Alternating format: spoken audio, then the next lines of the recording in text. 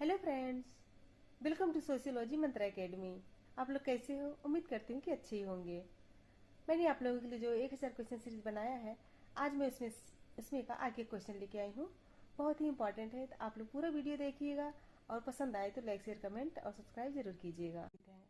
तो प्लीज बताइए, समाजशास्त्र के विशेष क्षेत्र से संबंधित कितने संप्रदाय संबंधित हैं?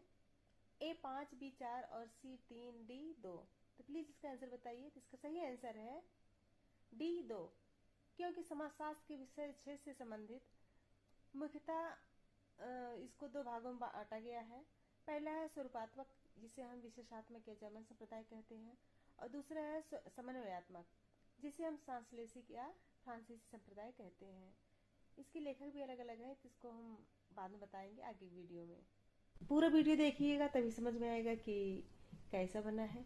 और पसंद आए तो लाइक, शेयर, कमेंट और सब्सक्राइब जरूर कीजिए। सेकंड क्वेश्चन है, किसने समाजशास्त्र और मानव शास्त्र को जुड़वा बहने कहा है? ए क्रोबर, बी रॉबिन फॉक्स, सी हॉवेल और डी मैकाइबर। प्लीज इसका आंसर बताइए। इसका सही आंसर है ए क्रोबर, क्योंकि क्रोबर ने कहा है कि समाजशास्त्र और मानव शास्त्र दोनों जुड़वा बहने हैं।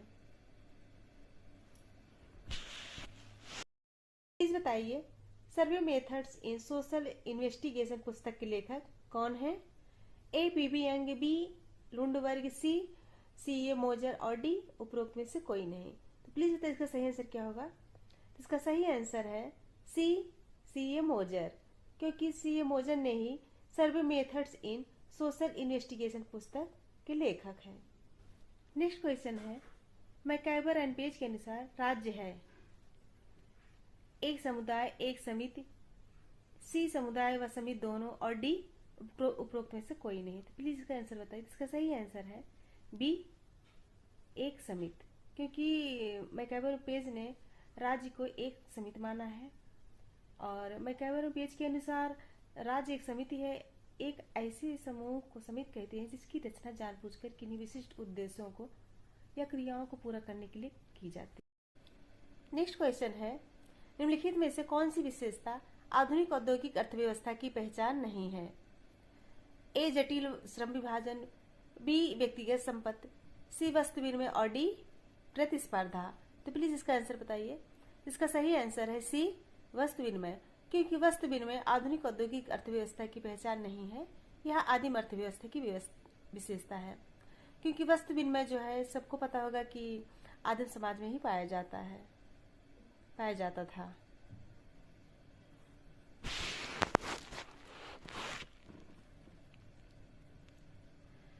नेक्स्ट क्वेश्चन है, निम्नलिखित में से कौन सी विशेषता आधुनिक औद्योगिक अर्थव्यवस्था की पहचान नहीं है? तो ए जटिल श्रम विभाजन, बी व्यक्तिगत संपत्ति और सी वस्तु विनिमय और डी प्रतिस्पर्धा। प्लीज बताइए इसका सही आंसर क्या होगा? इसका सही आंसर है सी वस्तु विनिमय, क्योंकि वस्तु विनिमय आधुनिक औद्योगिक समाज की पहचान नहीं है, यह जो है आदिम अर्थव्यवस्था की विशेषता है, क्योंकि आदिम समाज में ही वस्तु विनिमय पाया जाता था। नेक्स्ट क्वेश्चन है, समाजशास्त्र के उद्भव निम्नलिखित में से कौन से कारक उत्तरदायी हैं? ए औद्योगिक क्रांति, बी प्रजातंत्र की चाह, सी उच्च साक्षरता और डी फ्रांस की क्रांति। तो ऑप्शन देख के बताइए इसका सही आंसर क्या होगा? तो इसका सही आंसर है सी 1 और 4। 1 है औद्योगिक क्रांति और 4 है फ्रांस की क्रांति, क्योंकि समाजशास्त्र के उद्भव में औद्योगिक क्रांति एवं फ्रांस की क्रांति की महत्वपूर्ण भूमिका थी। और यह बहुत ही महत्वपूर्ण क्वेश्चन है। स्टिग्मा पुस्तक के लेखक कौन है? ए सूर्स और बी एच गार्फिंकल और सी पी बर्जर और डी ई गॉफमैन। प्लीज सही आंसर क्या होगा? इसका सही आंसर है डी ई गॉफमैन।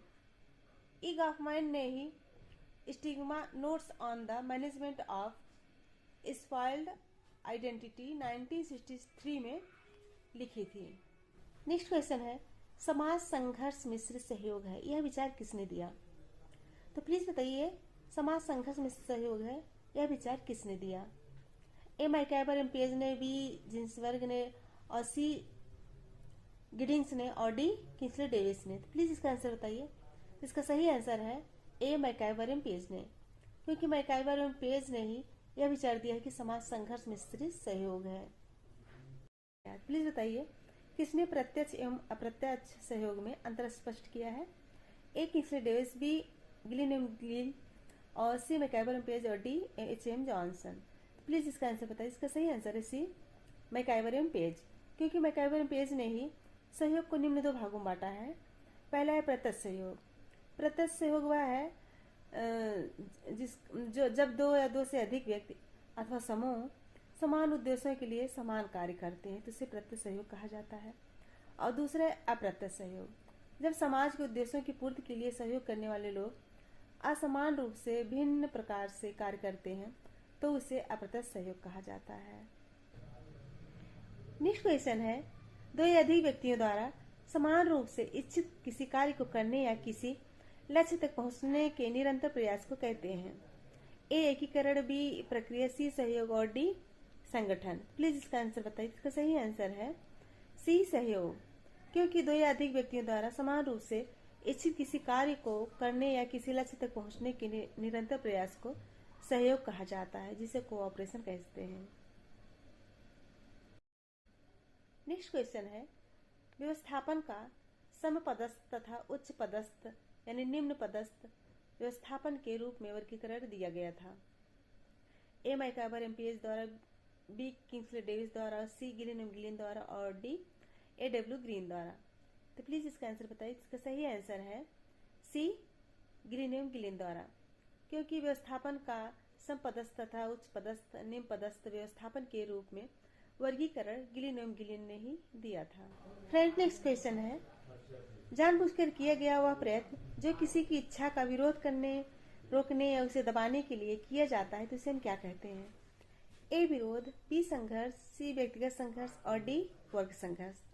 तो इसका सही आंसर बताइए। इसका सही आंसर है बी संघर्ष, क्योंकि संघर्ष मानवीय संबंधों में मौजूद एक प्रक्रिया है और ए.डब्ल्यू. ग्रीन द्वारा यह कहा गया है कि जानबूझकर किया गया वह प्रयत्न जो किसी की इच्छा का विरोध करने, रोकने या उसे दबाने के लिए किया जाता है तो हम उसे संघर्ष कहते हैं।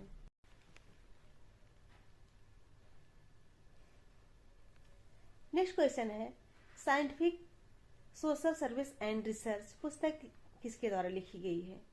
ए गुडे एंड हॉट द्वारा, बी कार्ल पियर्सन द्वारा, सी पी.बी. यंग द्वारा और डी बोगार्डस द्वारा। तो प्लीज बताइए इसका सही आंसर क्या होगा। तो इसका सही आंसर है सी पी.बी. यंग द्वारा, क्योंकि scientific social service and research 1966 में आई थी और इसके लेखक पी.बी. यंग हैं। नेक्स्ट क्वेश्चन है, केंद्रीय साक्षात्कार का सर्वप्रथम 1946 में किस समाजशास्त्री ने प्रयोग किया। ए आर के मार्टन ने, बी पी.बी. यंग, सी गुडेम हॉट और डी मैकआइवर। इसका सही आंसर बताइए। इसका सही आंसर है ए आर के मार्टन, क्योंकि संरचित एवं असंरचित साक्षात्कार एक मिला जुला रूप जिसमें सूचनादाता के ध्यान को उसके जीवन में उसके जीवन में घटित किसी विशिष्ट घटना उसके कुछ पक्षों पर केंद्रित कर साक्षात्कार किया जाता है, केंद्रित साक्षात्कार कहलाता है। इस विधि का सर्वप्रथम प्रयोग आर के मार्टन ने वर्ष 1946 में जनसंचार के साधनों या समाज मनोवैज्ञानिक प्रभावों को जानने के लिए किया था। क्वेश्चन है, किसने जात व्यवस्था का विश्लेषण सुस्तता एवं प्रदूषण की अवधारणा के आधार पर किया। ए एल ड्यूमा और बी जे छट्टन और सी आंद्रे वेते और डी जी एस घुरिये। तो इसका सही आंसर क्या होगा। इसका सही आंसर है ए एल ड्यूमा। ड्यूमा ने जाति व्यवस्था का विश्लेषण सुस्तता एवं प्रदूषण यानी कि प्योरिटी एंड पॉपुलेशन की अवधारणा के आधार पर किया है और उनका विचार है कि भारत एक ऐसा धार्मिक समाज है जो जात व्यवस्था की शुद्ध संस्तरण व्यवस्था से परिचालित है। नेक्स्ट क्वेश्चन है, अगस्ट काम्टे के अनुसार समाजशास्त्र विज्ञान है, तो प्लीज इसका आंसर बताइए। ए सामाजिक घटनाओं का, बी समाज का और सी सामाजिक व्यवस्था तथा सामाजिक प्रगति का, डी सामाजिक समूहों का। इसका सही आंसर बताइए। इसका सही आंसर है सी अगस्ट काम्टे के अनुसार समाजशास्त्र जो है सामाजिक व्यवस्था तथा सामाजिक प्रगति का विज्ञान है। यह अक्सर एग्जाम में आता है और बहुत ही महत्वपूर्ण है। नेक्स्ट क्वेश्चन है, किसने वाक्यांश अल्प विकसित का विकास गढ़ा। तो प्लीज बताइए किसने वाक्यांश अल्प विकसित का विकास गढ़ा। ए जी फ्रैंक और V Samir Amin, C G Myrdal और डी AR देसाई। तो इसका सही आंसर बताइए। इसका सही आंसर है A, AG Frank. AG Frank ने अल्पविकसित का विकास 1966 का वाक्यांश गढ़ा है।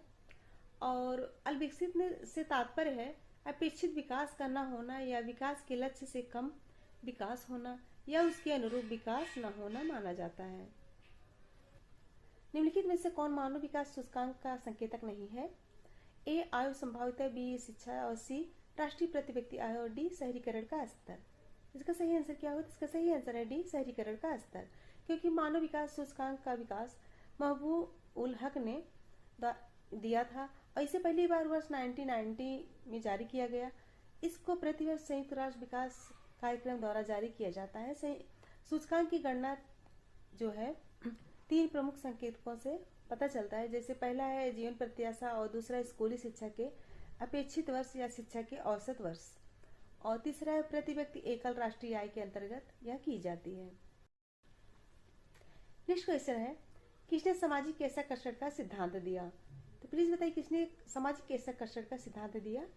ए, L Dumas, B, T Malthus और सी गिनी और डी हर्बर्ट। इसका सही आंसर बताइए। इसका सही आंसर है ए, एल ड्यूमा।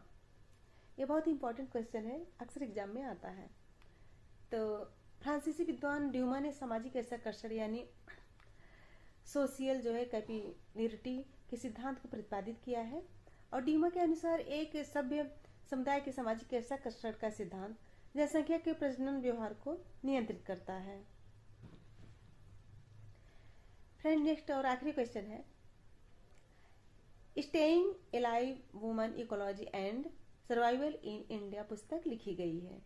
तो एक बार फिर से देखते हैं। Staying alive woman ecology and survival in India पुस्तक लिखी गई है। ए, गेल ओमवेड द्वारा, बी, वंदना शिवा द्वारा और सी, वंगारी मथाई द्वारा और डी, बारबरा स्मिथ द्वारा। तो प्लीज इसका आंसर क्या होगा? तो इसका सही आंसर है बी, वंदना शिवा द्वारा। क्योंकि staying alive woman ecology and survival in India 2020 पुस्तक वंदना शिवा द्वारा लिखी गई है। तो आप लोगों से यही कहना चाहूंगी अगर वीडियो पसंद आए तो लाइक, शेयर, कमेंट, सब्सक्राइब जरूर कीजिएगा। Thank you everyone.